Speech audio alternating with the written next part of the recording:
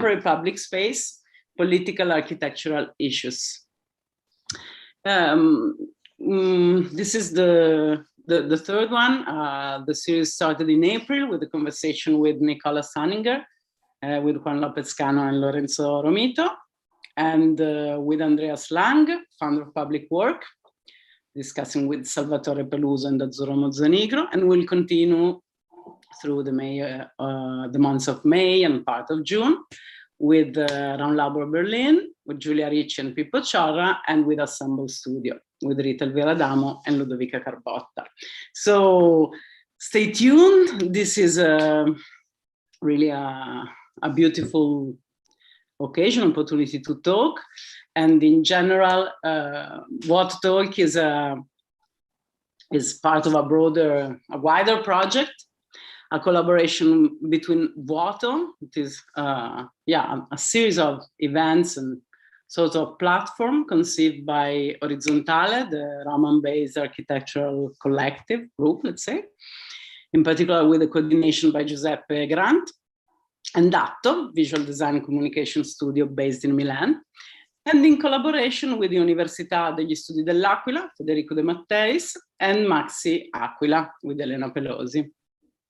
In addition to this program of talks, VUOTO, as I was saying, is a broader program born in response somehow, if I well understood the aim of the project, to the sense somehow of emptiness generated by the first lockdown. Vuoto in Italian means empty, so it is something related to this. During the first months of lockdown, the first issue of a wonderful printed magazine has been released, a sort of diary of that weeks of lockdown, as the authors have lived them individually and collectively. The first issue has the title Vertigo, and it brings this idea that emptiness is the absence of matter, but it is also the condition for something to move. So yeah, I interpret that occasion as a sort of response, and very, very full of interesting suggestions and things moving. The second issue, controversial, has been released a few months later with new hot topic related with public space, statical urbanism, and the reconquest of power of those spaces within the COVID period, that we saw that something started to move in these months. And in that issue, super beautiful, you see it here. And Alberto Iacovoni and myself, we had the pleasure to contribute to this issue. It was a honor, full of beautiful texts and projects. And this is really a precious object, a sort of art book, even if VUOTO swears not to be an artist book, nor a magazine or a proper book, but it is somehow all of these things. VUOTO describes itself as a transmedial public space created to host, they said, collective investigations on the city as an unstable system, public reflection on unpredictability as a paradigm, productions of physical and cognitive landscapes based on the idea of the unexpected research of non-deterministic methods of intervention on the urban space. More practically is a platform to host publications on papers, but also lectures, conferences, performances, even parties, in which the goal is to dialogue on urban issues with professionals from the most diverse disciplines. So architecture, maybe it's the main point, but also art, pedagogy, sociology, illustration, photography, video, among other, but also clubbing, being together, playing, and so on. So before starting, maybe just a couple of technical things. The students who wish to receive the credits must write their name and student number in the YouTube chat. I think this is just for the student of L'Aquila, but I think that students know, so I hope this is enough to be clear.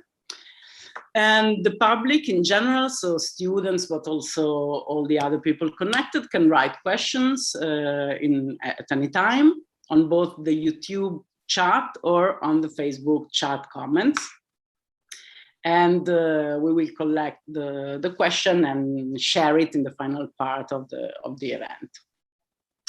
So now, first to start with the two guests, I'm pleased to leave the floor for a brief institutional introduction to Federico de Matais, who I'm also pleased to meet. I read some of your writing, in particular Vita nello Spazio, a book that I really love. So I'm pleased to know you and also to meet you, also if in this strange situation, but yeah, I think it's an interesting thing to have the collaboration of a university. So thank you. I'm glad you liked it. So good afternoon to everyone. Just a very brief welcome to our guests, especially Peter Fattinger, and also the presenters and discussants. This is, as Nina was saying, the third installment of our lecture series, which will be continuing into the month of June. I just wanted to add one thing to what Nina already said about this idea of VUOTO, that this lecture series is titled Meantime, Frattempo. And I was connecting it to what she was telling about the first issue of the magazine, which was this idea of emptiness that had somehow invaded the entire planet as we were being locked into our homes last year. But then there is also this feeling that we are increasingly having, that we are starting again towards some different condition. And the question is, what has happened in the meantime? Because so many things have been on a prolonged hold. Many initiatives have been postponed, but things are starting again. Before going live, we were talking about the Venice Biennale, which is opening these days, and it's the first major event to start again after this very long stop. And I was thinking that actually it's exactly in the periods of greater crisis that in the past, the best theories have emerged, because when practical life slows down, because there are no conditions to make things, to be actively engaged in real life, then it's the time when people perhaps take time to think, to reflect, to synthesize the thought, and at times to come up with new ideas, which are those that then become planted into the ground after the crisis is finished, and may bring to some new, unexpected development that one could not foresee before the crisis. This is perhaps also something that we wish may happen in general, and also more specifically in L'Aquila, where we are working together with Orizzontale, with Giuseppe Grant in particular, on this tiny design build experiment, which is going to be in collaboration with Maxi, which we hope will be seeing the light in about a month. And it's an attempt at bringing a new way of doing architecture, this type of architecture that we've been talking about in the last weeks, and that we will hear more from Peter today, which is a lot about the process, about how public spaces can come back to life, how people can be invited at looking at public space in a different way, uncovering a potential that is otherwise not so visible, no, for everyday life. So this is my my great expectation for what will happen in the coming weeks and months. And again, I thank everyone. And again, Peter, welcome, and enjoy the talk.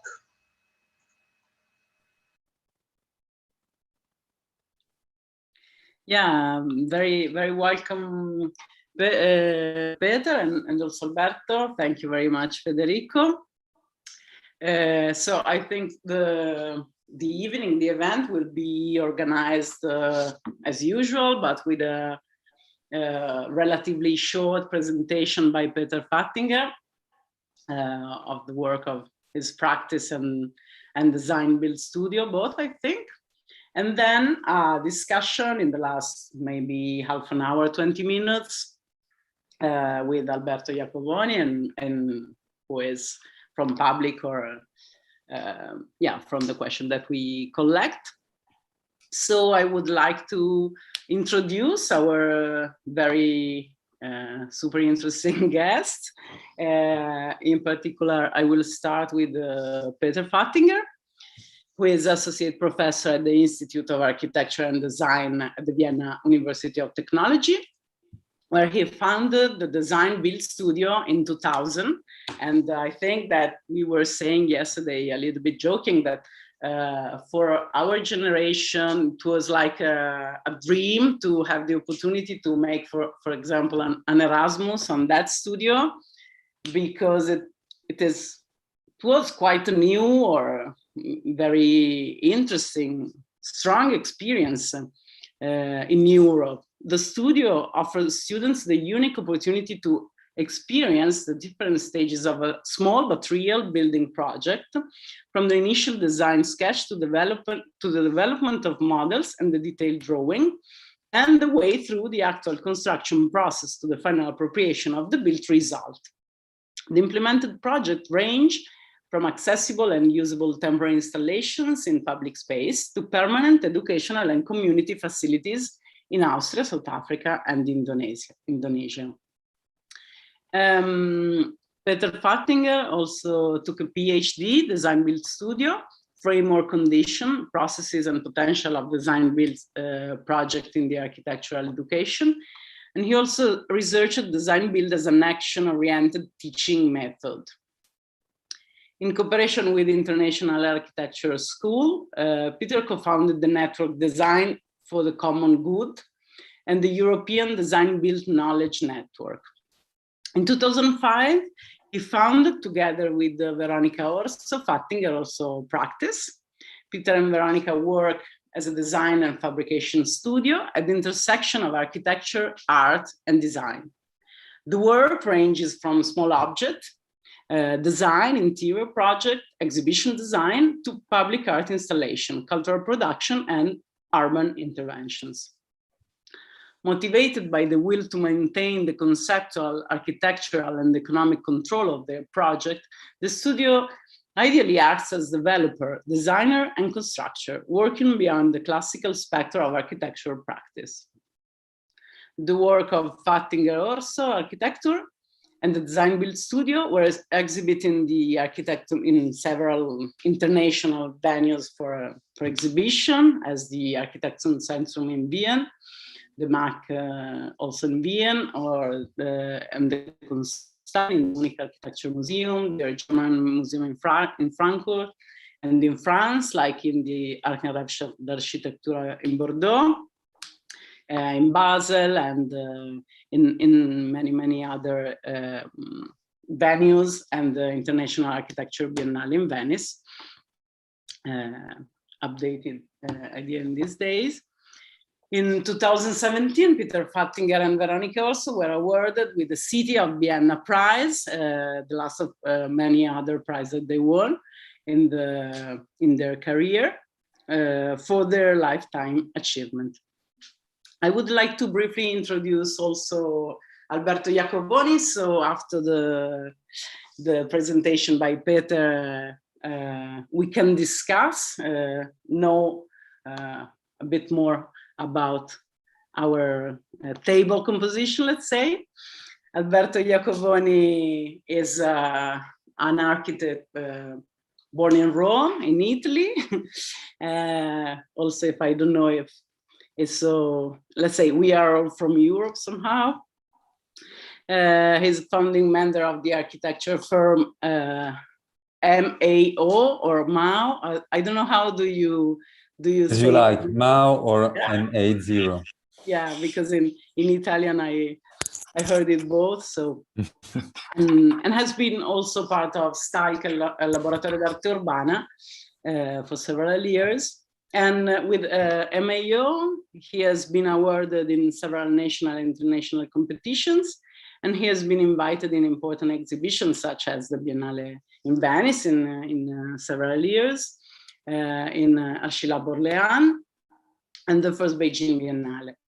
The work of the firm has been published in the several prestigious magazines and publication of architecture, such as A+U, Domus, Casabella, Architectural Review, and many others. And also in VUOTO, for example. Okay. Yeah, sure. Last but not least. Yeah, and for Alberto as well, the practice is very related with the teaching activity and with the academic activity. His visiting professor has been visiting professor at various American universities in Italy and abroad. And he has been advisor to the American Academy in Rome and dean of the Rome seat, where he is actually director of the master's program. Through teaching and writing, and through the professional practice with Stalker and MAO, Alberto has developed a research path focused on the relation between architecture and social interaction. Issues such as play, interaction, supported by new digital technologies, public space, informal and spontaneous architecture, and complementary aspects of a theoretical and practical exploration of the relation between form and performance in architecture, covering a span from urban to interior design. These issues have been deepened in texts such as Game Zone, Birkhäuser, or Playscapes, and the Little Pink Book by MAO. Wow. So I would leave the floor to Peter. I think you have about 40 minutes, half an hour, 40 minutes. After that, we will discuss, we will collect reflection and question. But Alberto, if you want to intervene somehow, I think you can also just jump in. Peter, the floor is yours. Thank you very much for being here. Yeah, good evening. Thank you very much for the invitation. I'm very pleased to speak today in this great lecture series. And thanks a lot for the nice introduction, Nina. Let me just quickly share the screen with you.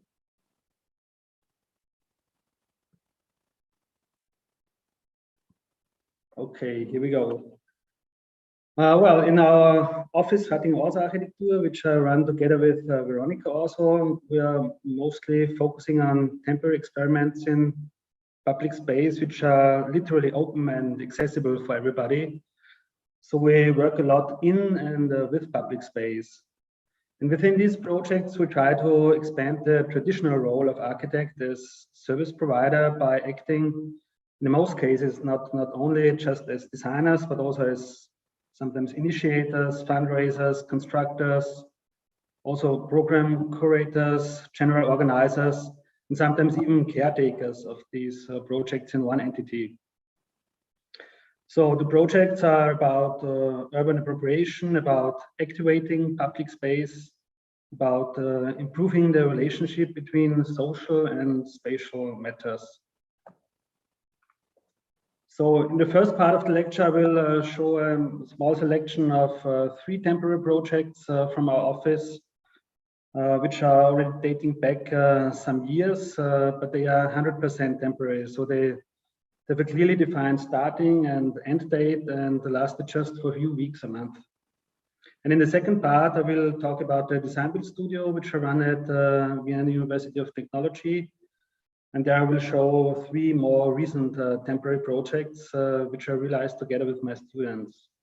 And these 3 projects, which I show today, have temporary origin, but successively they developed a kind of tendency to strive for a more long-term use. But yeah, anyway, I will explain that in detail later on. So let's start with some temporary stuff from our office, the project Add-on, which we realized some 15 years ago, together with our colleague Michi Rieper. We wanted to add a usable vertical extension to public space, a kind of collage of different functions of everyday life stacked above each other, public spaces, grandstand, and stage for real encounters. So we realized Add-on at Wallensteinplatz. It's quite an urban square in the 20th district of Vienna. And we were funded in large part by KÖR, that is the Fund for Public Art of the City of Vienna, which was just recently before established in Vienna. So for 6 weeks, Add-on was hosting a quite dense program of daily workshops, lectures, performances, and concerts.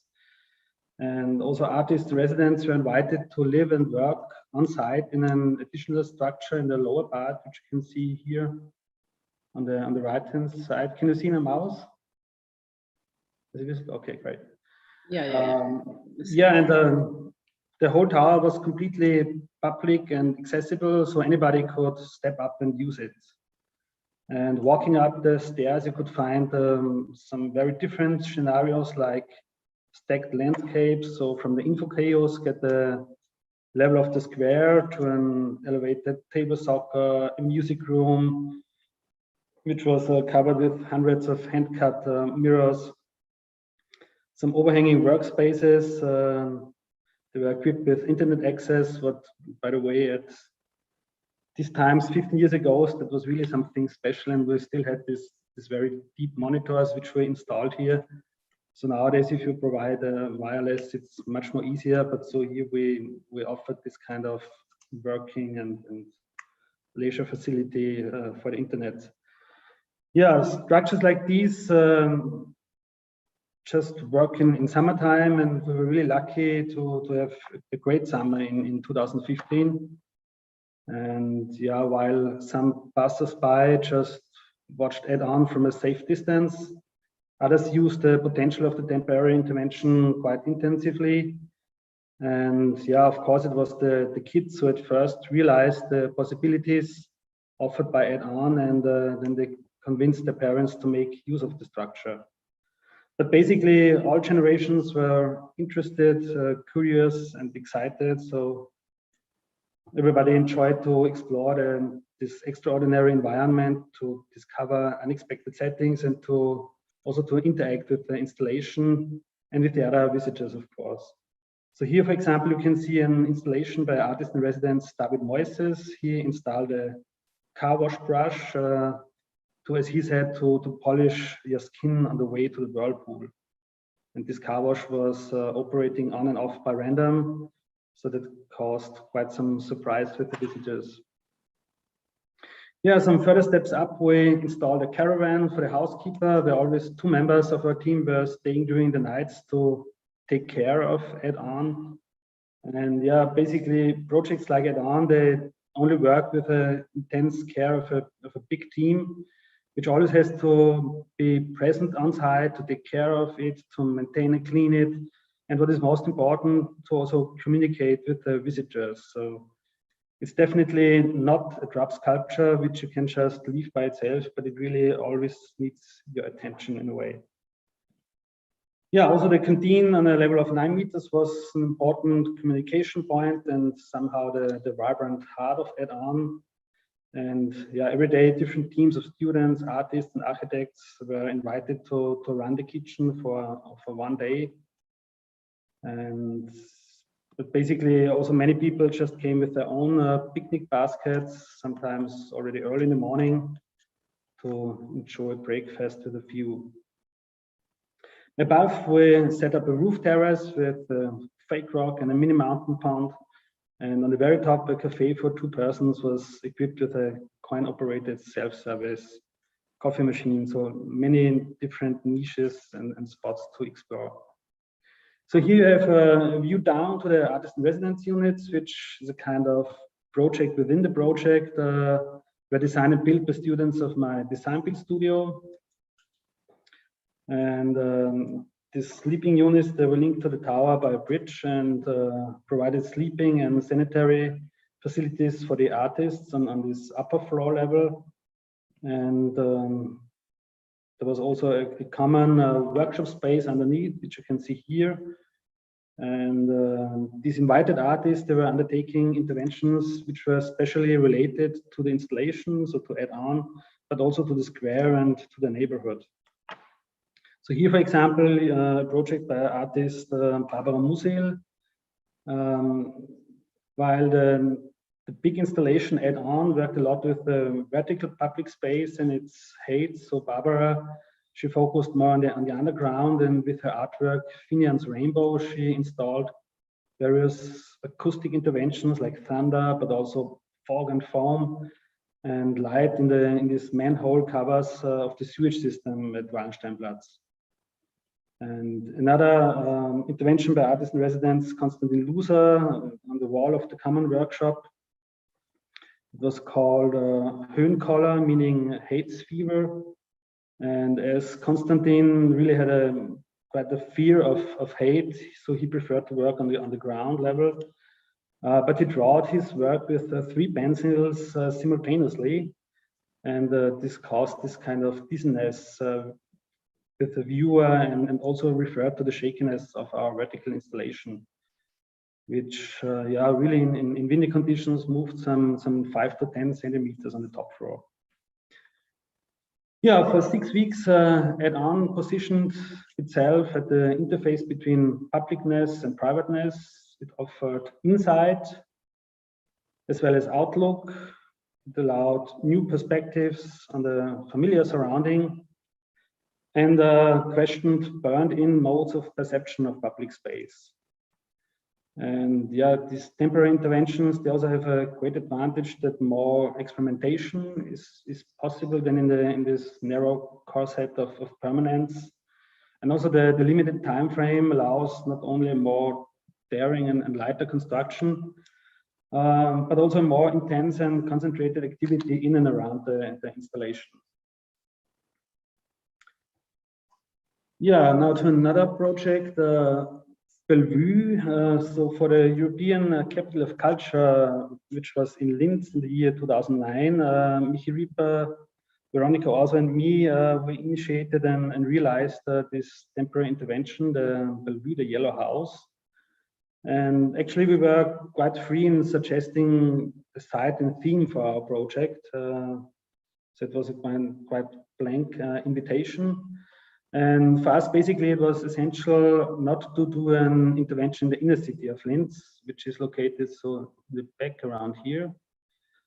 But we really wanted to set action in a suburb, in the peripheries where people live who do not count among the typical visitors of a museum, a theater, an opera, or a capital of culture. So we quite soon had a specific site in mind, which recently went through a massive transformation.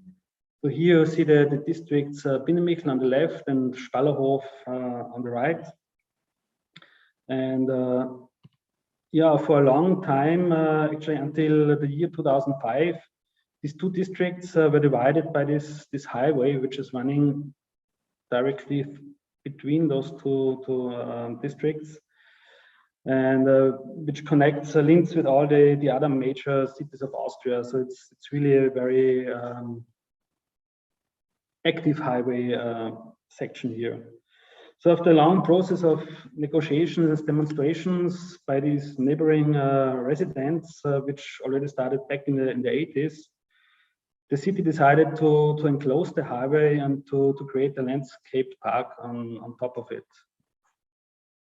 So for us, the attempt to analyze the site from as many diverse angles as possible is quite essential, and therefore we also try to collaborate with various specialists from local institutions, opinion leaders and decision makers, also to researchers of various disciplines, as well as neighboring residents who for us act as experts of the everyday. And working together with artists is a particular source of inspiration for us. So within our projects, we very often invite guest artists for a residency stay. So finally, we arranged a quite diverse 3-month program around that and developed designs for this temporary installation. And yeah, in the middle of this constructed idyllic scene of the park, of this artificial park, we set up this temporary structure, Bellevue, beautiful view, a house at the edge of the Autobahn. So on the one side, the view of the never-resting highway, and on the other, this sweeping view of the park. So reflecting the proportions of the surrounding residential buildings, the structure embodied a protective shell for the functions it hosted.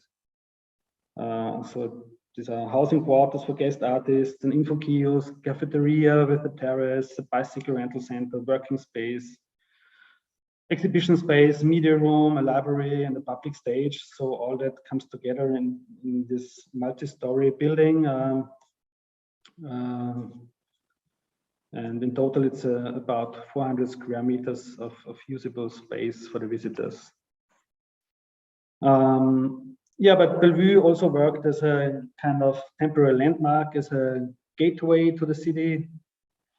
So this is how you approached Bellevue from the highway until you finally were sucked into this tunnel. And from the other side, from the park, you're approaching Bellevue just by foot. So through the green park. And yeah, the ground floor was basically used as a large stage. And moving past the information kiosk, the workshop, the toilets, the path led across the tribune to the cafeteria in the first level. And so the terrace allowed in the first peak at the Autobahn, watching the cars disappear into the tunnel. And yeah, via an external staircase, you could continue on to a balcony, which then again was facing the park and the stage. And yeah, behind the balcony, a multi-purpose room also worked as a kind of indoor stage, in this case, for example, for a Bollywood dance workshop. And yeah, some more steps led up to the third story, where an exhibition room spanned the entire level. And yeah, from this interior courtyard, you could access the sleeping punks for staff and guest artists. So this accommodation was quite basic, more like a stable than a hotel. So really very, very basic. And the only luxury piece was our open air bathroom, which provided an unfettered view of the approaching visitors. And yeah, for the duration of 82 days, we put together an intense and quite diverse program. So everyday phenomena in the Bindermichel and Spallerhof districts of Linz were reflected and discussed in diversified ways through producing, documenting, cooking, dancing, gardening, writing, listening and watching. So Bellevue was transformed into a collective experience. And yeah, 13 guest artists came to live at Bellevue for a certain period each and spent the time working on specially tailored artistic projects and strategies. So from site-specific and social interventions to participative concepts, which were subsequently exhibited or performed. So, for example, David Moises, you remember his car wash at Add-On. For example, he developed an installation called Car Trainer Home Race. So it was a very funny toy racetrack with cars individually powered by home trainers. And yeah, it was really great to have a setting like this, just a few meters above the one of the most frequented highway section of Austria. And yeah, it was really tricky to keep on track. So you had to lower your speed in the curves by pedaling slower and then speeding up in a straight line again. So this was really a fun installation, especially also for the kids. Huda Costa, a Dutch textile artist, stayed at Bellevue for 3 weeks. And in the first days, she was quite desperate and she didn't know what to develop for this specific site. And finally, she had a great idea to become a wedding planner and arrange the marriage of these two once separated neighborhoods, Bindemichel and Spallerhof. So therefore, she casted 2 people from these neighborhoods, a lady from Bindemichel and a man from Spallerhof, who had up to then been total strangers, and they volunteered to be these symbolic figures for their respective neighborhoods. And Huda Costa especially tailored garments from thick yellow felt, which were oriented to the traditional regional Upper Austrian wedding costumes.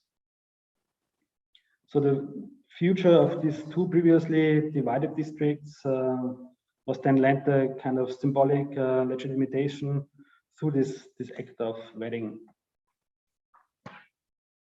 Under the heading Bellevue Academy, a series of 4 workshops with students from international universities were held. One of them, for example, was undertaken by Andreas Lang and his public works group.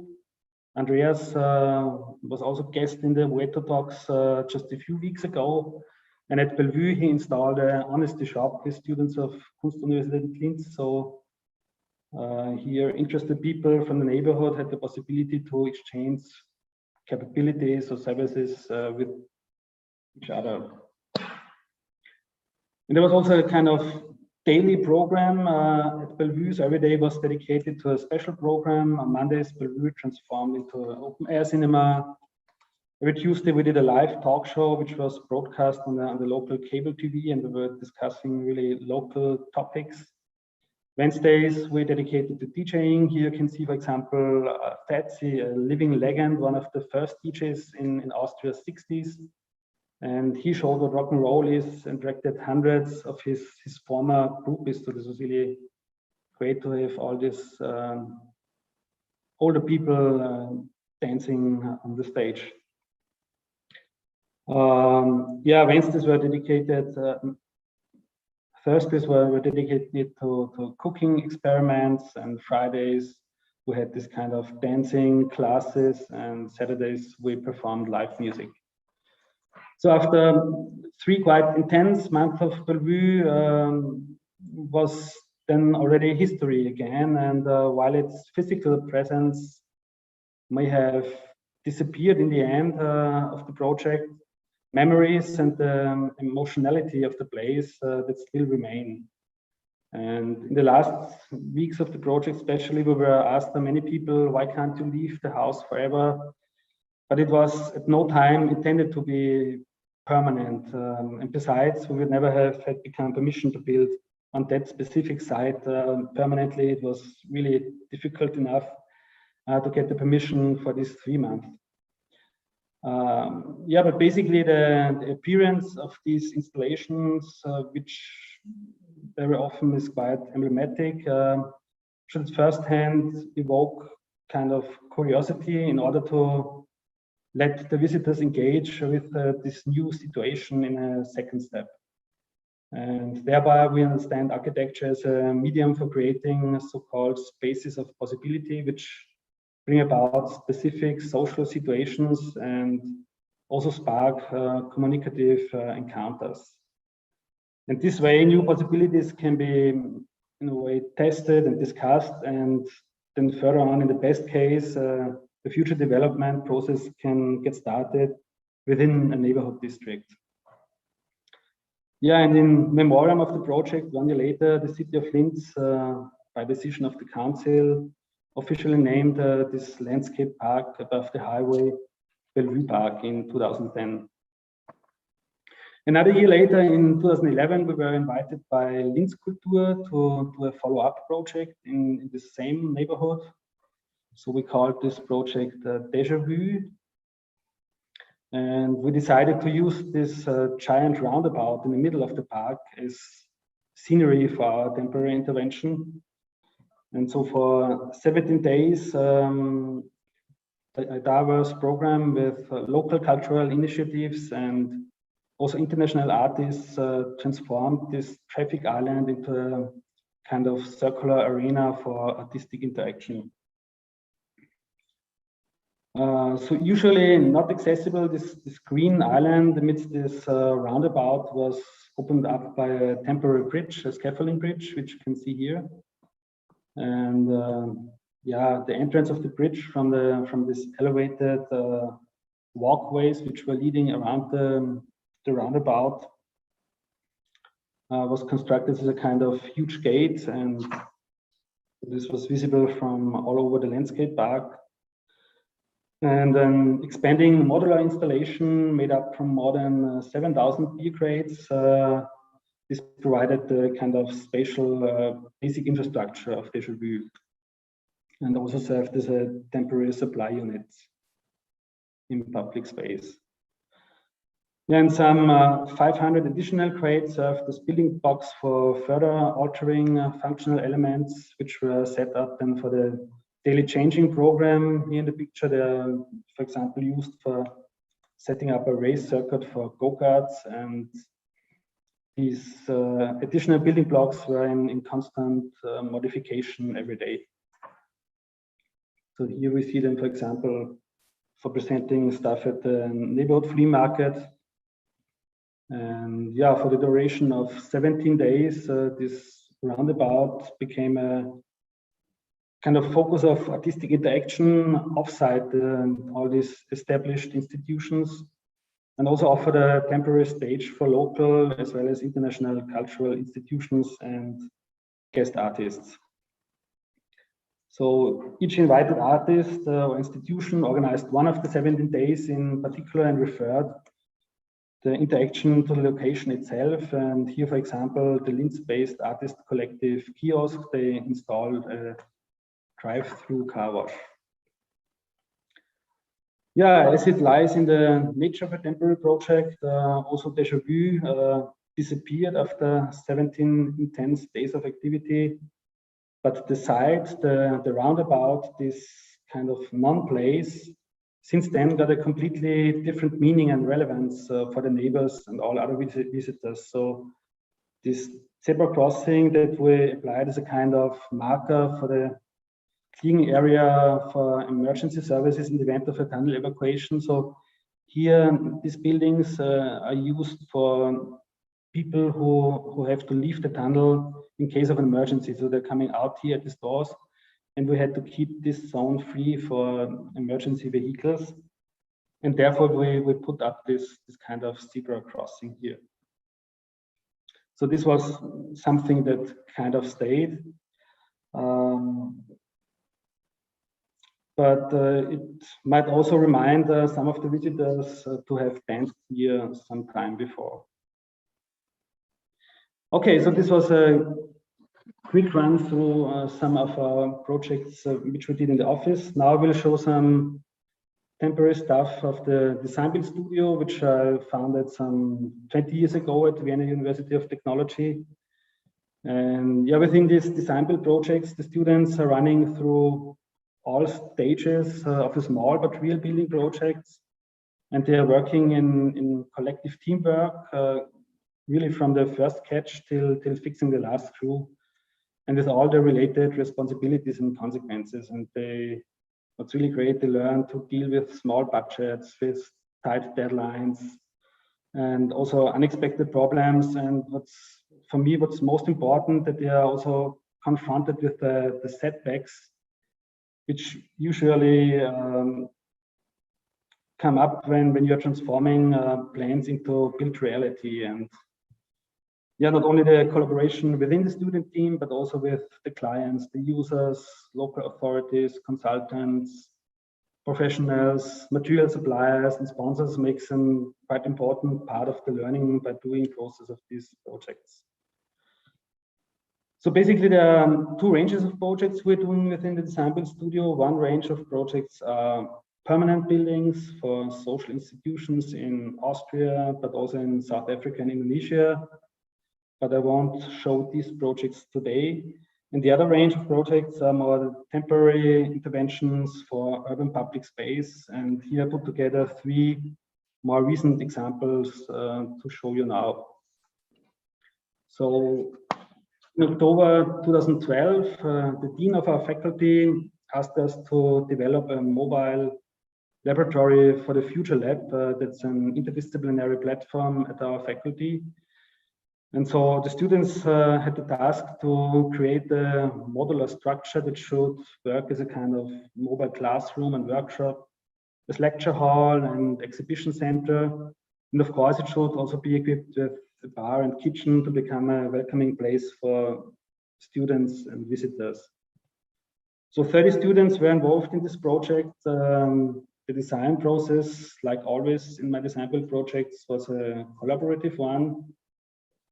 And yeah, after 4 months, the design was finalized. It was based on used shipping containers, which should be adapted and modified. And between these containers, the wooden structure should create a spacious hall. And sitting stairs, they should not only work as an auditorium, but also make the workspaces, terraces on the first floor accessible.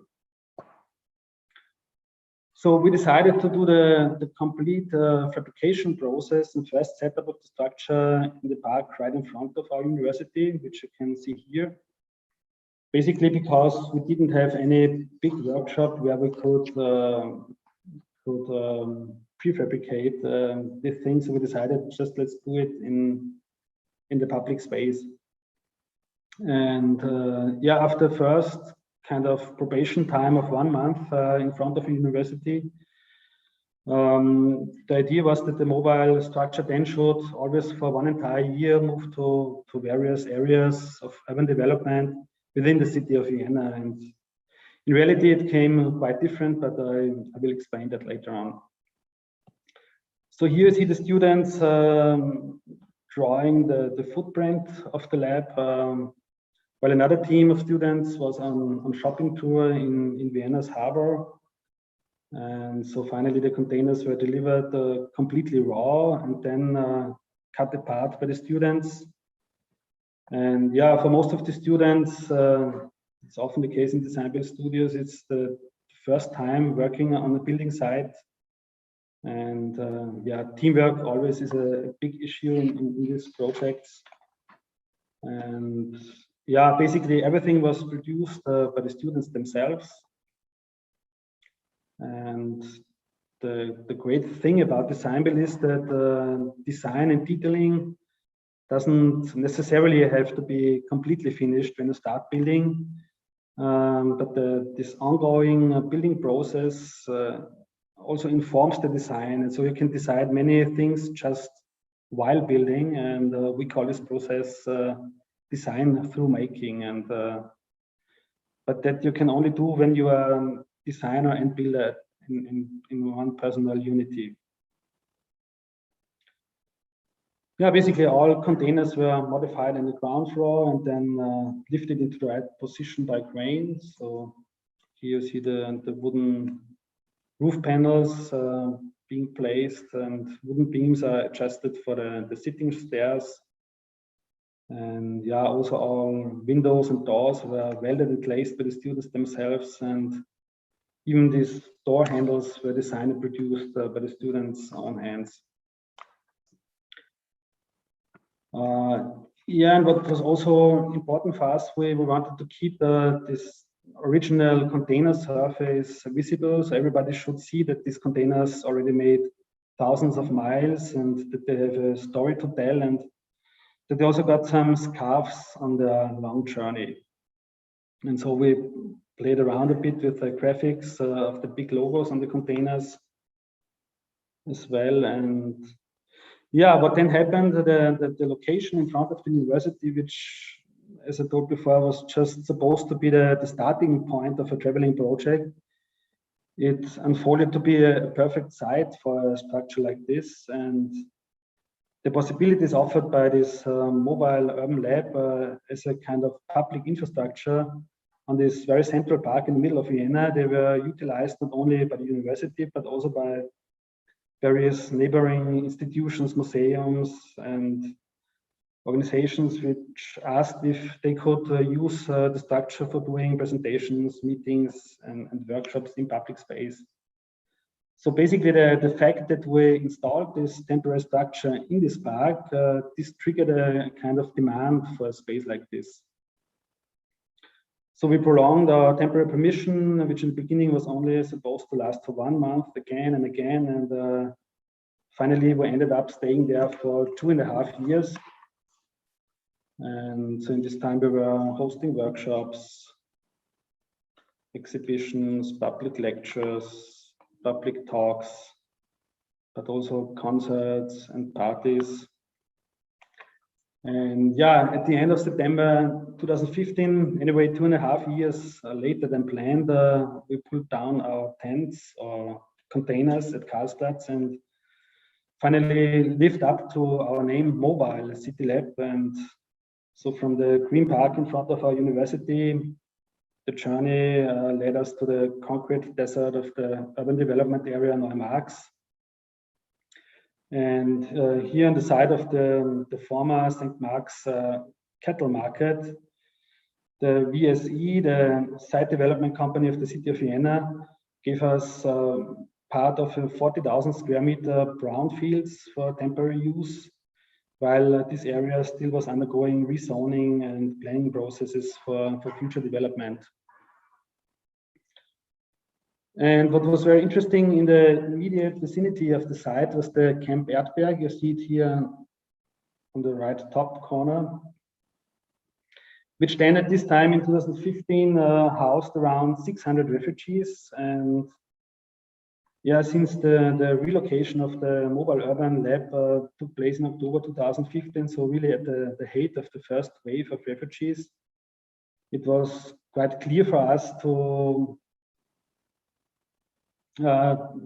react to these circumstances. And so we had the vision to create a temporary place which would encourage exchange between various groups of people. So on the one hand, the long-time residents of the district, some of them living here already the whole lifetime. And on the other hand, these new residents, the 600 refugees, and as a kind of third group, the students, faculty, NGOs, and also the various private people actively engaging in the refugee work. So the site of the former cattle market in the urban development area Neumarx was for us particularly interesting because it has never been used by any of these three groups before. So rather than being burdened by an kind of old identity, it can develop a completely new one there on this brownfields. Yeah, so the mobile urban lab first worked as a kind of base camp for the planned activities. In and around the mobile urban lab, spatial setting should be developed that invites people with very different backgrounds to exchange culture and knowledge and to simply spend time together, learning, discussing, playing, producing, making music, cooking, and also eating together. So the students set up the kind of project office right on the place they planned for, so in the urban lab. And during the winter term, they were developing different strategies and scenarios. And an important part of the project development was also to involve NGOs and together with them develop a spatial setting, which then will be used and filled with program by all these different stakeholders. So the urban lab was not only a perfect base for the students to work in, but also a good place to have public presentations and meetings with NGOs right on site. And we also involved the neighboring residents and continuously informed them on the project development, and also told them how they can get involved. And so this was the kind of master plan model, which features a community kitchen, bicycle workshop, a community workshop for wood and metal work, but also for printing and textile works, but also sports and leisure modules and a small seminar house. And yeah, but basically the next obstacle was to get funding for the project. So So as it was really completely grassroots and we had to get all the money needed by our own, so we started a crowdfunding campaign, and we also applied for a small grant from the city of Vienna, and finally we got money together to buy some more, to invest in some more containers, which we then adapted for the various workshop modules.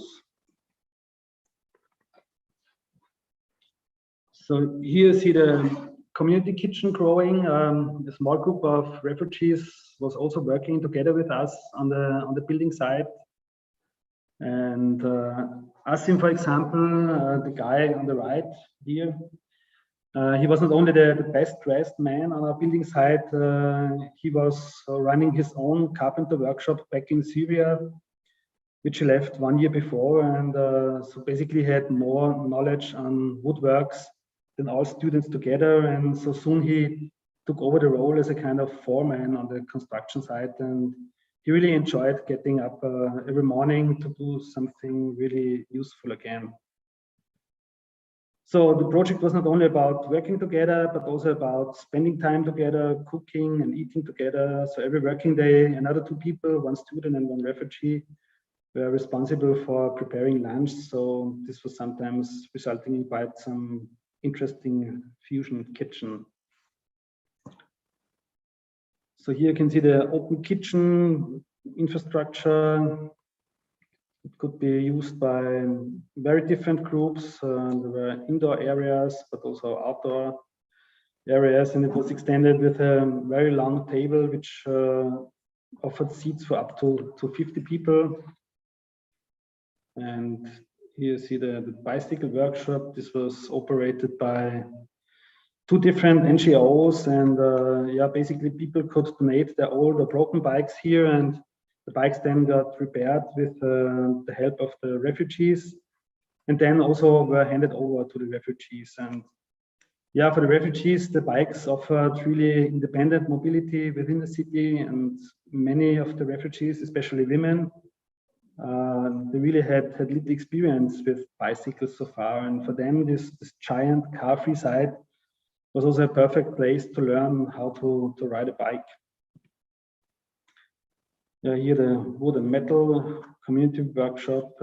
This was run by the NGO Caritas, and simple furniture was built here together with the refugees. And yeah, the urban lab itself was used as classroom for holding German courses for refugees, but there were also various university courses in the context of migration taking place there.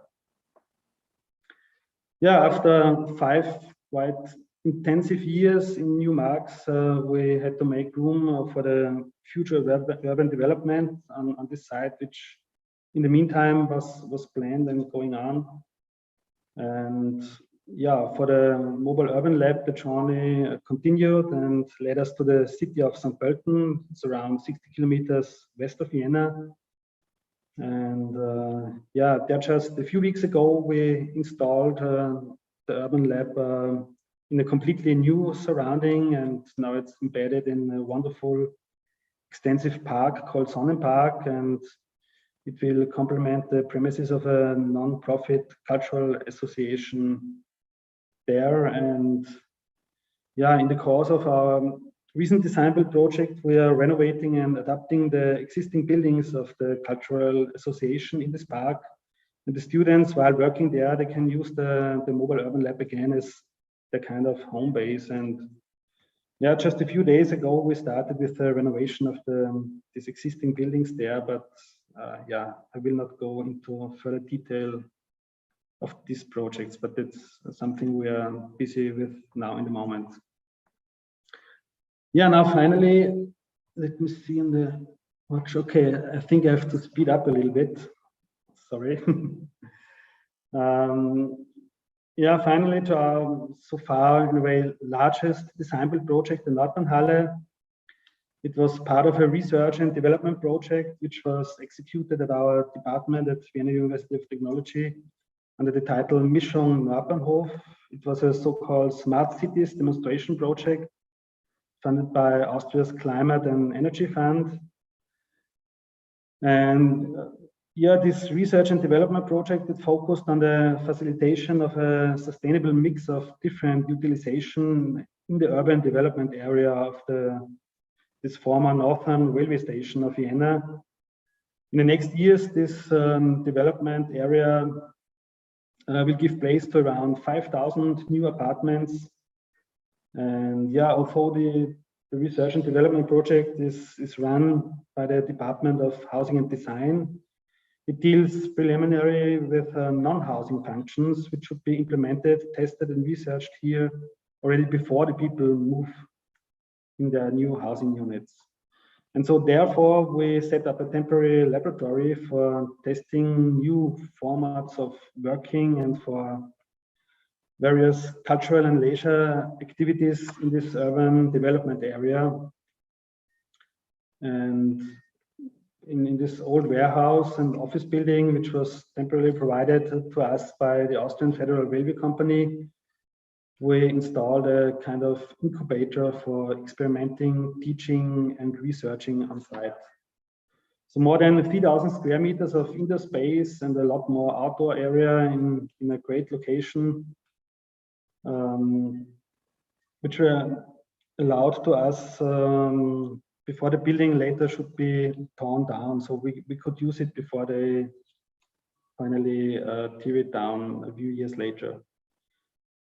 So when we arrived there, the building complex was still inhabited by a company importing food. So the canned food was still stacked on pallets in high racks there, just 1 month before we moved in. And so finally, when we arrived there and moved in our kind of workshop room here on the first floor, at the same time, the last cans of food were still removed out of the halls.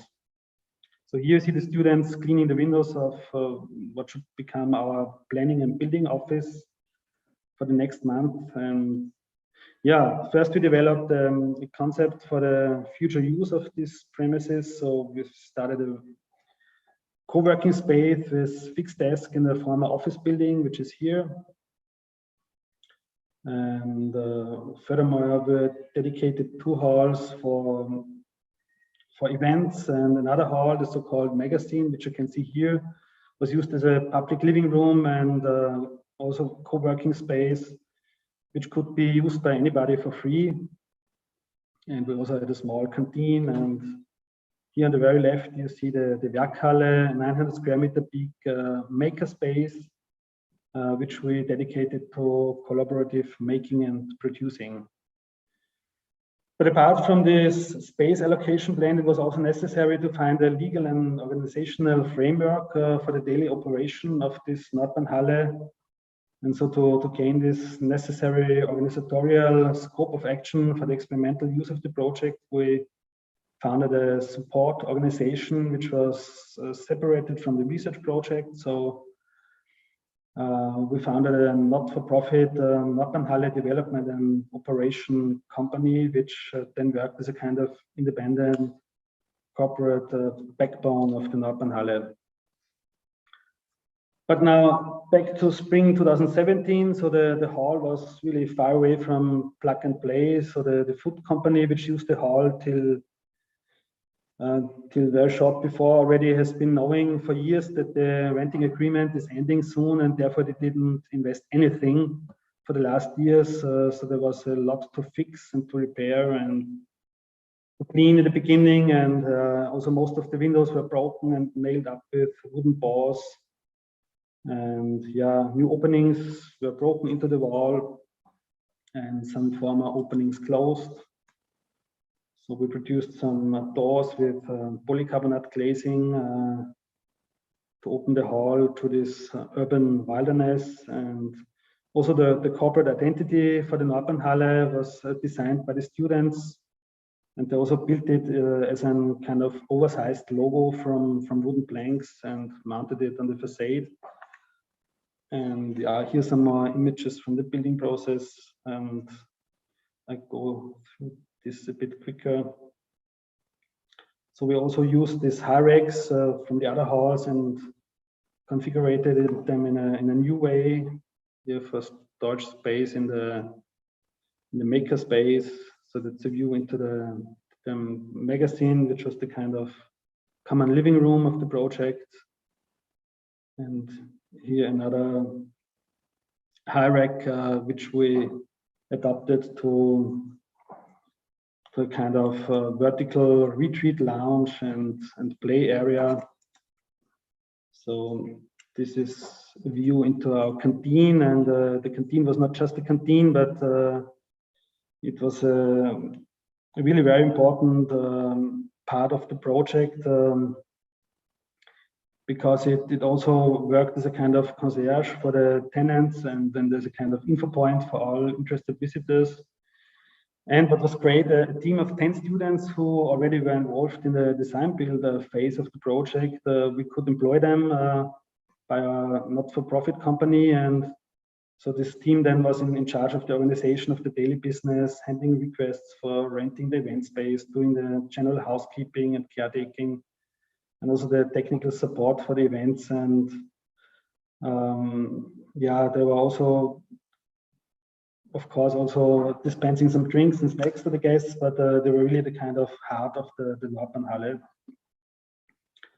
And so some more images of this canteen, which was also really lying quite central in the project. And yeah, basically we also had a public grill. The guests could bring their own food and do barbecue on their own. And also in the courtyard, there were many events running. And yeah, this kind of protected courtyard was really perfect for very diverse activities. So here, view into the makerspace, the Werkhalle. Was a kind of community workshop, and it was used as well by the design build students. But there was also a big public call for interested makers who were invited to apply for one of 25 positions within the Werkhalle. And so the personal tools and materials could be stored in the individual storage rooms behind this wooden wall. And the big central space could be used by everybody together on a fair use system. And so the Werkhalle also provided enough room for really space filling projects. And there was some workshop area as well for diverse workshops. And just quickly browse through some of the events in the event halls, so exhibitions here, for example, the Care and Repair exhibition by Architekturzentrum Wien, but there were also like film festivals taking place, and yeah, also very experimental opera and theater productions. Here, for example, the premiere of the experimental opera Poems of the Daily Madness by Theaterkombinat, and diverse exhibitions, concerts, and stuff like that. But also like flea markets and food markets were hosted in Nordbahnhalle on a regular basis. And also the students came up with special event formats which were invented by them. For example, the so-called Nordbahnhallen bicycle race.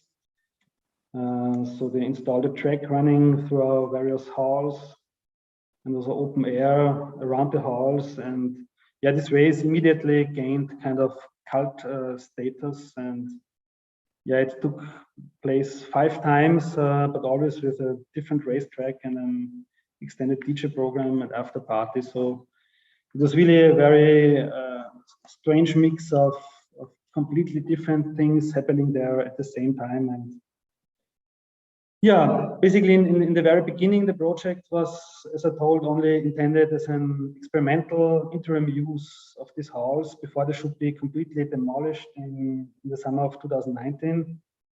But yeah, already soon after the opening, we realized that Nordbahnhalle worked perfectly as a neighborhood community center.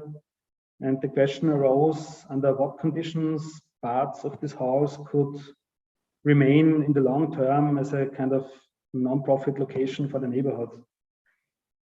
And yeah, while a small part of the Nordbahnhalle had to be torn down anyway to make place for a turnaround loop for the tram, still the large part of the complex was not at all in the way of any further construction development, as it was declared as part of a big park in the zoning plans. So many discussions were held with the city and the railway company. Various long-term concepts and scenarios were developed by us, and yeah, some people of the city councils, especially the Department of Culture, they really liked the idea of keeping parts of Nordbahnhalle alive. But there were also many confirmed pessimists who did not see the point and the potential and insisted on tearing it down completely. And yeah, nevertheless, the city never made any binding statements, and the planned demolition date was getting closer and closer. And yeah, finally in June 2019, just a few weeks before the scheduled termination date, a public interest group was founded, which then campaigned intensively for the preservation of parts of the Nordbahnhalle. And so, as you see here in the picture, also a press conference was hosted in the hall, and really a broad public media campaign took off. And also thousands of signatures were collected for the preservation of the Nordbahnhalle. And yeah, as a reaction of the immense public interest, the city decided to just break down only a small part at the front end of the Nordbahnhalle for the moment, which was needed for this turnaround loop for the tram. And these parts of the halls, which you can see on this image, at least were prevented from demolition for the moment, as the city called for a kind of pause for reflection, so to make a break and to think about it. And so the public interest group, they worked on a holistic, future-oriented concept, which should then be jointly supported by a broad base of cultural workers and initiatives promoting the common ground, and should also be financially supported by the city of Vienna. And they're really working hard. Sorry for no, I really don't want to interrupt you, but I don't want even to lose too much time to leave a few time for the discussion. So okay, sorry, I'm finished in a moment. Of course, I just would like to say that just this. Thank you. Okay, thank you. So basically, we were really working hard on these concepts, and yeah, so far so good. But then finally, smoke signals over the city. Then they unfortunately announced the final over and out for this neighborhood center, and yeah, basically the Nordbahnhalle was set on fire on November the 10th, 2019, and yeah, actually it was so badly damaged that the structure could unfortunately no longer be saved, and yeah, the total demolition had then to take place immediately afterwards, as the remaining structure was in great danger of collapsing. And yeah, what remains is the demand for a spatially adequate replacement for the loss of the Nordbahnhalle, and for an initiative for social-cultural, non-commercial spaces for the whole of Vienna. Okay, thank you.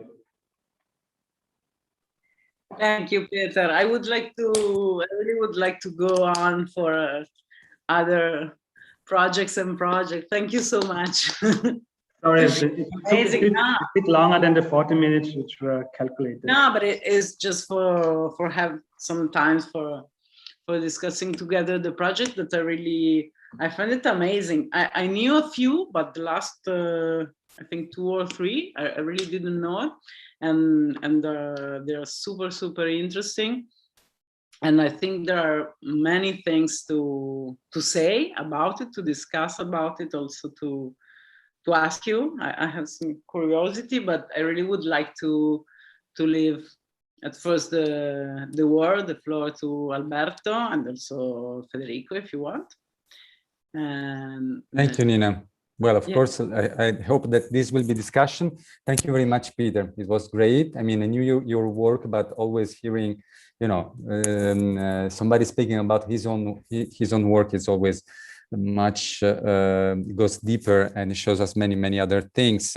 First of all, I want to thank you to make me discover this artist, David Moses, which is a genius. I found his book on the internet with all his work. It's great. But anyway, this is just, I mean, your work is great. And I want to start from, I mean, the first thing I read about you that is in your profile that at the beginning it sounded to me a little bit strange. The fact that you write that you are motivated by the will to maintain the conceptual, architectural, and economic control of your projects.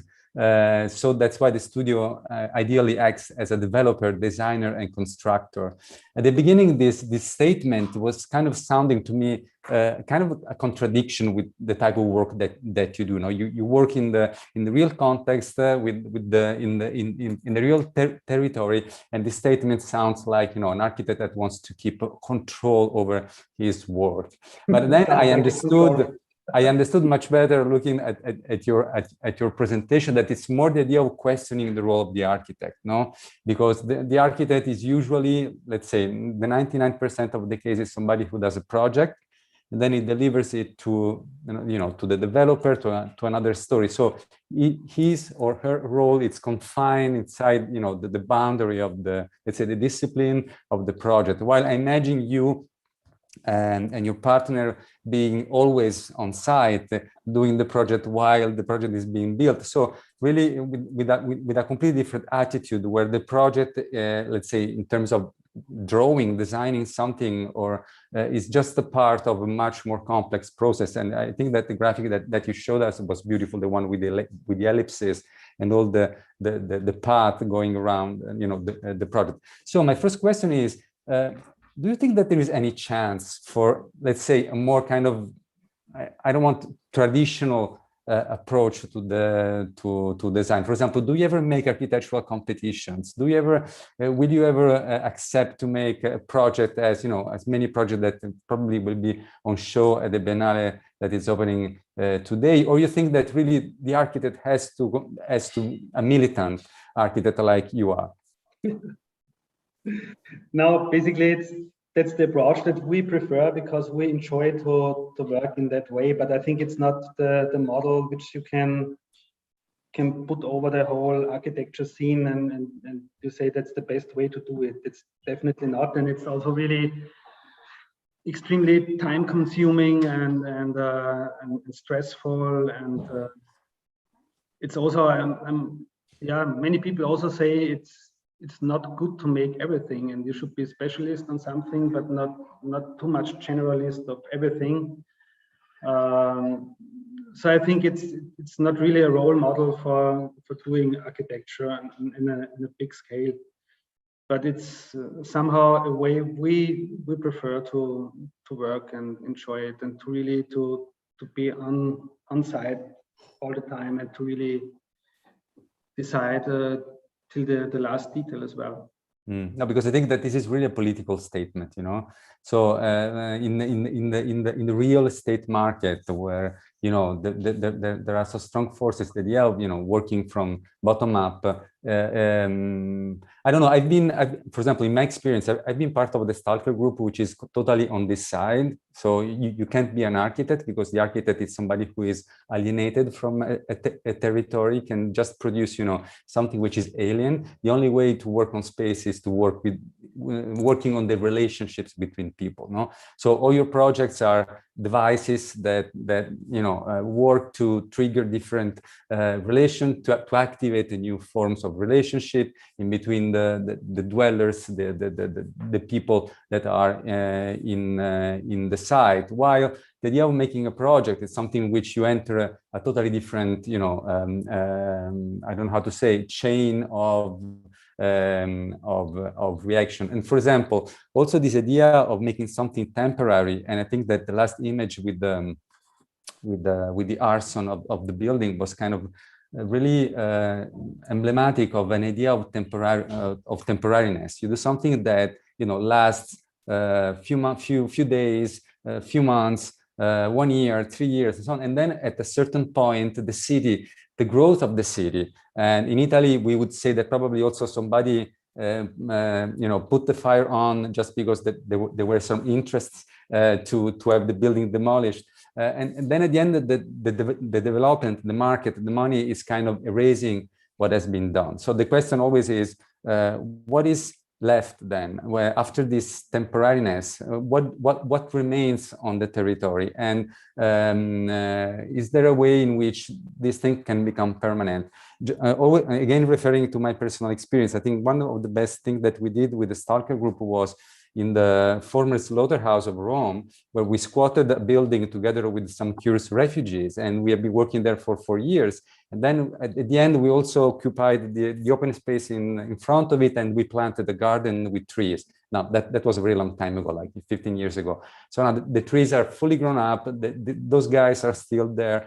So it was like we kind of planted the seed, and then that seed, just like the plants that we planted, really remained there. So the question is, how much can we leave something which is not eternal, but that can last, then it's kind of growing using these temporary devices? Yeah, I think it's the trees which you mentioned, it's very visible that it's growing and it's developing. But I think apart from that, it's also that you plant some ideas in the people who use this place, and you kind of generate the demand that the people say they want something like this again, and that they are now fighting for it, and that they really now say they want something equivalent again on this site. I think this changes a lot, just to show them what would be possible. Yeah, and you can show this best in a kind of temporary way, because you never could get a space like this as a kind of new structure built there by the city for the people, just like this. But you have to start in a temporary way, and to make things visible, to make wishes visible and potential visible. And then they as soon as this is triggered, the people won't give up asking for it. So hopefully in that side, you will see that the people fighting for something public also in the future, thanks to your project. I hope so, yeah. It looks like that, because there's still the group of this public interest group who kind of formed and always was going on and on. They are still very active there. And of course, now through the COVID pandemic, it's been a bit more silent, but I think it will start over again soon. Okay. I have also another question about probably more superficial, a question about language. No, if I look at add-on and Bellevue, I see two different approaches. No, one which is more also the one of the containers that we saw in the last project. It's really a language that speaks about the idea of temporariness, scaffoldings, found objects that are kind of attached to this structure. While on the contrary, Bellevue is more a kind of an architecture that has been designed much more iconic, and it seems to me that there are two different ways of looking at the possibility of intervening with temporary intervention. One is kind of working with the language and working with the language of architecture, trying to play with the language of architecture, and the other really to declare the idea of a permanent building site, like using the scaffolding. How do you? Probably, you are more in that approach, but tell me about the form of this installation and why it's so important. Like, for example, use containers. Sometimes probably I don't know if using containers is a choice to declare the idea of temporariness, or if it could be from an economical point of view also possible to do something from scratch, like the Bellevue house. Yeah, basically the Bellevue house. So there we really wanted to have this iconic house. It should be a house, a house where the people can meet. And in this neighborhood, there are also these similar houses, and we really wanted to play with this kind of symbolic gesture of the house. And yeah, in the beginning, we also had some kind of scaffolding ideas about that. But on the other hand, we were also already a bit fed up from scaffolding, because after add-on, we were asked for so many scaffolding projects, and it was always the same. And it was also a kind of special time in 2005 when we did this scaffolding thing, because Niklas, which was talking in the first lecture, yeah, they also at the same time did this scaffolding thing in France, and then later on at the Biennale. yeah. And we met then at the Biennale, and both of us, we thought that each of us was copying from the other one. But it was really, we found out, Niklas and me, that it was really completely parallel development at the same time. It was really funny. But then, yeah, some years later, we were kind of done with scaffolding in a way. But the containers then, on the other hand, for the mobile urban lab, it's also kind of really a practical thing, that it's completely cheap, it's stable in itself, it's easy to transport. But also here it was the idea of this mobile lab moving like year by year to a different location.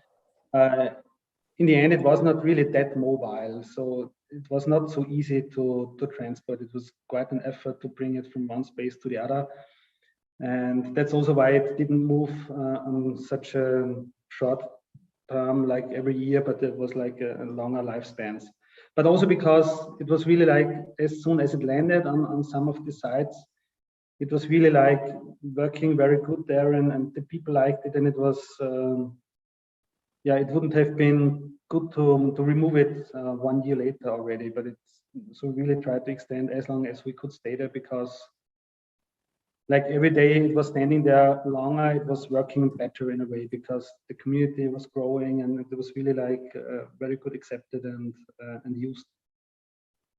I also have a very sorry, Nina, then please join me in this conversation. A very practical question, probably just from a student. I imagine that, I mean, the complexity of coping with regulations, norms, safety regulations, structural calculation, using all these structures and objects that were not meant to be, probably to be a kind of stacked one over the other. How do you deal with that? And what was, for example, in your experience, the most critical situation when, I mean, something where it seemed impossible to do something because of the existing regulations and norms? Yeah, that's right. It's really a difficult thing, and it looks so easy and simple. Yeah. To just, okay, you take all these elements and take it, and that's it. But it was really a hassle, and we really had to fulfill strong regulations and stuff like that. So even like 2 days before the opening of add-on, all the officials were walking through it and telling us, you have to change this, you have to change this.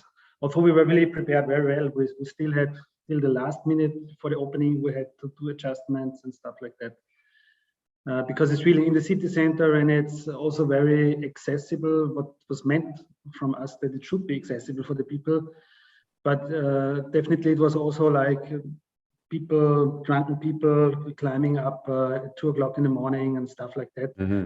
And that also was really necessary, that always some of our team, they were staying there overnight, sleeping there and taking care of it.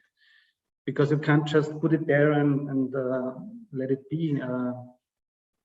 You always have to be behind it and clean it. And because for example, now Orizzontale that won one of the YAP Maxi competitions, no, and the YAP Maxi it's one of the let's say the playgrounds where young architects every year try.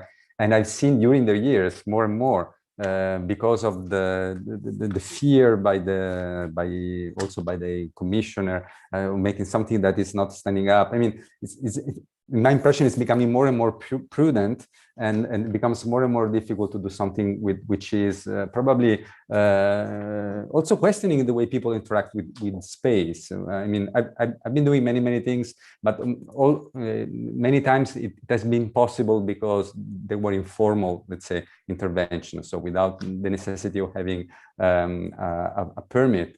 While I imagine that in Austria it's impossible. I mean, all the things that you showed us were perfectly certified and yeah, this was necessary. And But still then some lawyer was one of the visitors of add-on, and he told us, you are in charge of it, you know, with 1 foot you are standing in jail with this project, because there can happen so many things. And whereas I had to cut the people to 90 people maximum on add-on, and we had to control this. And but also like the Bellevue house, when we first kind of presented the idea in the council of the town of Linz, there were like 15 people sitting on the table, and they all were shaking the head and said, that's not possible, you can't do this. There's the highway running underneath the structure, and the people will be just irritated, and then they make a crash, and you are responsible if there's a crash on the highway. But then there was one major police officer also under these 50 people, and he said he likes the idea, and he thinks it's not a problem. And he said, okay, we make an appointment with the fire brigade in the afternoon. And they came really with the biggest leather car, and went up there, and he was driving around on the highway, and he judged that it's no risk to those who use the highway.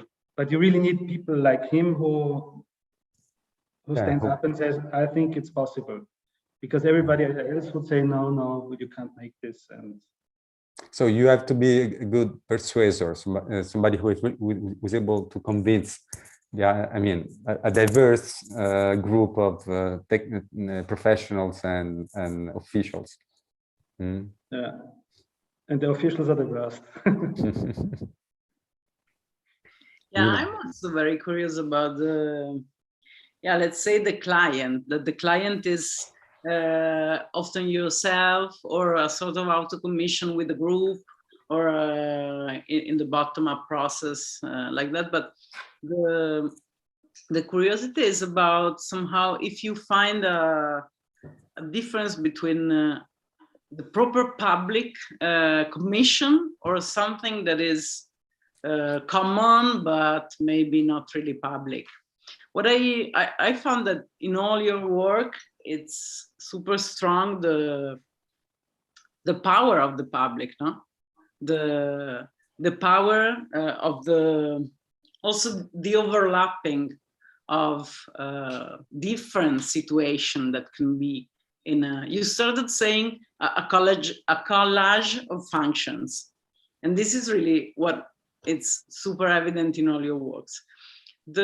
I was wondering if you, I don't know exactly how much are public or the project you show, or in general the work you do, if you think that, there is a difference when the client is the municipality, let's say, or an institution, or a semi-private, private client. I don't know if it's clear. It's something I was thinking as well. I don't know so much the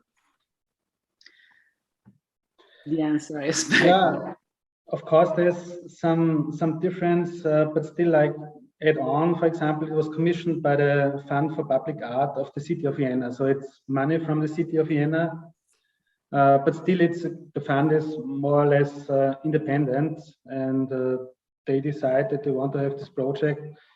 And then still you have all these officials who don't really get the point of the project, and who are really sometimes very annoying, and really, in a way, although it's a kind of project of the city, they're fighting against it because they don't understand it. And also in Linz, it was not so easy to get them doing it, although Linz was kind of proud that they are the European cultural capital in the year 2009. But also there were really a group of officials who were working against the cultural capital, not just against our project, but general in a way. And then there were also, like, in the group of the cultural capital, like those who were involved there were many people who doubted that a project like this would work on the periphery. They said, you crazy. Nobody will come there. You will sit there alone on the highway. Why don't you do something in the city center? We have to make projects in the city center. And we said, no, we definitely will not go to the city center. It's just boring. We want to go to those people who are usually not going to a museum or not going to any event of the cultural capital.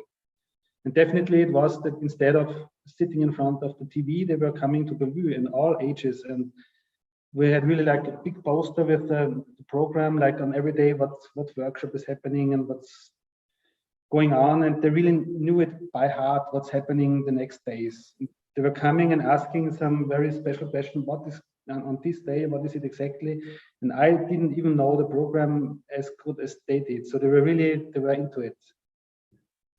It's a pity, but talking about the people, I think, I mean, it's fantastic. I really, looking at the pictures, after 1 year of lockdown, I really wanted a spritz with other people listening to music really madly. And I mean, the narrative that we have of these projects, I mean, not only yours, of course, it's always a super positive one. Okay, everybody's happy, there is music, people is dancing, there are workshops and so on. But we know that sometimes the public sphere is a sphere also of great conflicts. Okay, probably you hear some noise, please. I'm sorry. So the public sphere is sometimes a sphere of conflict where, you know, there are some people that are, you know, fighting cultures that are fighting, claiming the spaces. So I'm sure, I mean, the narrative about your project is true. Everything was fantastic because it was exceptional. But in your experience, did it happen ever that there was a kind of a more conflictual situation, something which you felt that there was a fight and that probably the project was also helping to bring this fight on, because, you know, conflict is something which for many scholars, also for many thinkers, is something which is good. And sometimes the problem is that we do projects that tend to kind of completely remove the conflict from the city. Yeah, of course, there were some minor problems with people living close by who were kind of disturbed by the noise and stuff like that. But they were not really like these big fights. Actually, we were lucky that we missed this. So, of course, there were some young guys who were just bored and hanging around, and but we could also figure out some solution to get them busy with something and to involve them in a way. But yeah, there was one phase at the Yellow House when they gave us a hard time for 2 days and really annoyed our team. But then finally we kind of got them to integrate them in a way and to give them some job to do. We asked them to do a short video and stuff like that, give them a camera, and then they liked it, and then they kind of interfered, and it was easy. And I mean, this work of kind of cultural mediation is you do that part of the job, or you also have somebody who's kind of helping you to mediate, to interact with the locals? Yeah, especially with these young guys, we had some local youth initiative, which we were already in contact before, because we got in contact with all different institutions around there. And so we asked them if they know these guys, and then they kind of told us how to handle them, because they knew them, how they work in a way. So we had support from that, but definitely in the running time, we are much more like social workers than architects. Yeah. And that's also not really an easy job. So. Yeah, I mean, but I mean, I imagine that, I mean, there is a satisfaction, you know, in putting hands on the things that you do compared to the work of the architect doing, you know, drawings and being part of a much longer, I don't know how to say, filiera chain of you know, of reactions. And also I think that what is also amazing is this relation with the dwellers, which is something that to me is one of the most dramatic conditions of the architect, that usually designs for a user that the architect doesn't know, because, you know, the user is somebody who will probably buy an apartment or will live in a part of the city. So yes, then of course you can have some kind of participative processes, but sometimes when you do something new, there is nobody to talk with. I mean, I think that what is amazing, this idea of building something where you have an immediate confrontation and reaction with the real territory, you know, which is not an abstraction on a piece of paper or on a CAD file, which sometimes happens. Yeah, there is such a big density of relations, no? in each square meter of the things you showed us. Federico, I don't know if you want to jump in the conversation or add something, or... Yes, okay. First of all, I want to congratulate Peter for his work. Again, I knew the previous buildings. I didn't know the later installments, so they're quite exciting. This exploding creativity, it's really exciting. I would have a question regarding the students, because the issue of the practical knowledge, no? So I guess, as also Alberto was saying earlier, much of the project comes up as it is being done, I guess. So I believe that the design phase is more like a general conception. Then a lot of things get done on site, and then all these later additions, transformations. The bike race was an incredible interpretation of that space, no? So this is an additional project that comes up afterwards, no?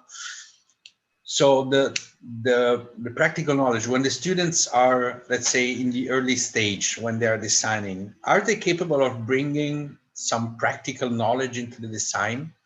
Meaning that they don't only think about the space, the object, but also about how to make it. I don't know if this question makes sense, because yeah, that makes sense.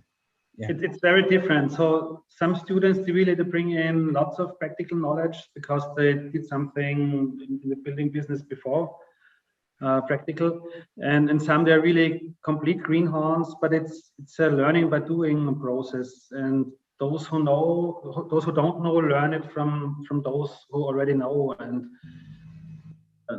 the good thing is that very often we are working already on site. So also like refurbishing the Nordbahnhalle, we had our working room already there. So we were on site while planning for the site. And it makes quite a change that you can always go some meters down and check how the room really is. You can kind of try out prototypes, mock-ups and stuff like that.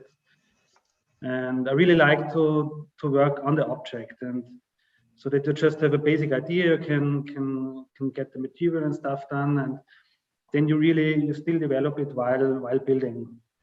And so also this design through making, that the making process informs the design process and not the other way around. So not that you have the accurate plans and everything done and you give it to somebody and this person is fabricating it, but you do it, and while doing, you can still change the design. But it's a kind of luxury thing which you usually don't have in architectural production, because you have to make plans, then you have to get the bids in, and then some company gets the how's it called? Get the Auftrag, and then it's no longer possible to change anything because this would cost twice. Yeah. Let me ask you something. When you were a student, an undergraduate, you studied in Vienna, right? Yeah. Okay. Did you have opportunity to do some form of practical work I don't say like this, but some form of practical work, or was your education mostly, let's say, on paper? At university, it was just on paper. But my practical work, so together with my father, I was rebuilding our house, and like every summer I was working with him, and we were like always constructing something. So, yeah. But at university there was nothing like this, and that was also something I really missed. And so as soon as I had the chance to teach here, I really picked it and tried something like this. And basically, it's also still now, so you can study architecture at our university without ever putting foot on a building site. It's possible. Yeah, but the students choose to work to take your design class. It's up to them to decide if they want to do this design build activity. Yeah, it's up to them. So it's just compared. It's similar to a normal design studio, but they can do a design build studio. And yeah. Basically, there are many more students who want to do it than there's availability. Yeah, I see. So they really want to do it, and that's also the good thing because then they really spend lots of time with the project. Yeah. Because you can't just do it halfway. You really have to do it 100% and until it's finished, if it ever finishes. Yeah. Well, I mean, the students really look like they look like they have a huge amount of fun. This is quite obvious. This is which type of training do they need? I mean, they need to know how to use a drill, or I don't know, to work with electrical things, whatever. Yeah, they don't necessarily need some training before. So on the building side, I show them how the machines work and stuff like that. And doing electricity, we have companies who are working with us, and they tell them how to do, and they are not really allowed to do everything, especially concerning electric stuff and plumbing. They can do a lot, but the tricky things have to be done by the professionals, because of otherwise it would be too dangerous, and also the liability later on. Yeah. But they really enjoy it a lot, and it's really always getting like a big family, the students. And from the very early projects, which I did 20 years ago, like many small design studios kind of came out of the design build studio. So they're still working together as teams. Yeah, I imagine that it should be an amazing team building experience. Yeah, and you really get to know who you can rely on, and especially if things have to be done through the whole night to finish it, and so you really know the other people then very well. Yeah. And that's important in architecture. Also, if you're just always. Yeah, because the density of relationship, of course, it's with students as well, very much. Really intensity, you know. Yeah, you're really a big team, and it's. Okay, I don't know if there are questions from the public. I don't think so. Or if you want to add something, I had plenty of notes on my on my notebook, because yeah, I really think that this.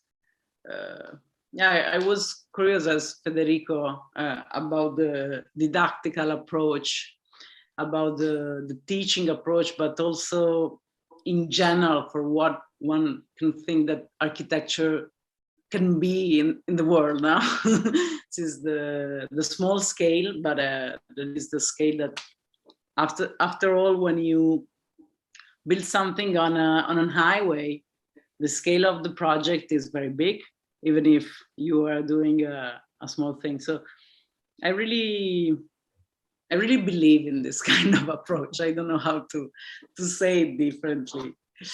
So thank you very, very much. Thank you also to Horizontal to invite me, because it was a real pleasure to take part in this conversation.